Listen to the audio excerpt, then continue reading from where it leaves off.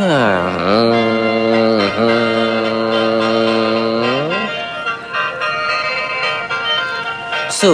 วนสร้างโกนเปลี่ยนผู้ชนังปุ่นสิ้นเต้าโกลัง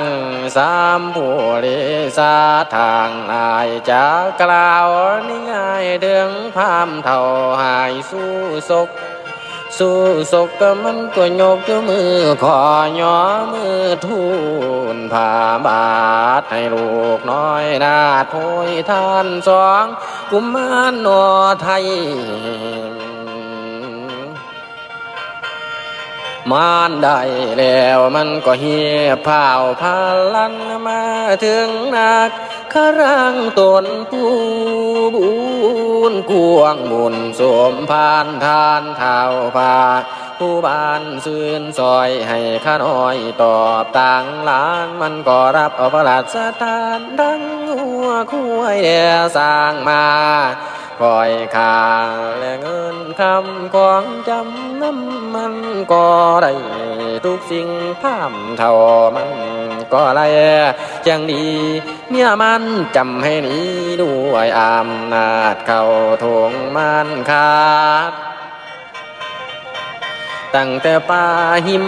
มาผ่านมันก็กินหัวมันและมากไม่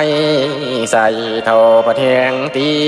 หนังทองเท่าผัดแห้งงานเมื่อมันอยู่ในเมืองพาราณสีมันก็เหตุบอดีไฟพันใหม่เฮื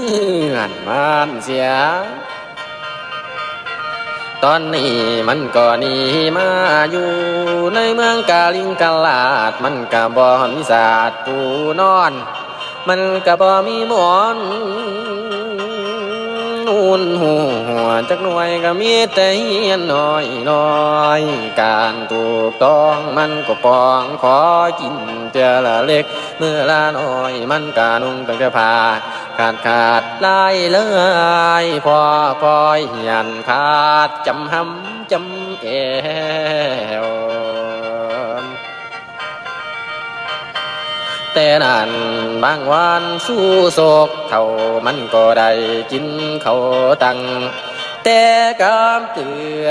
พามาเรียใจเดี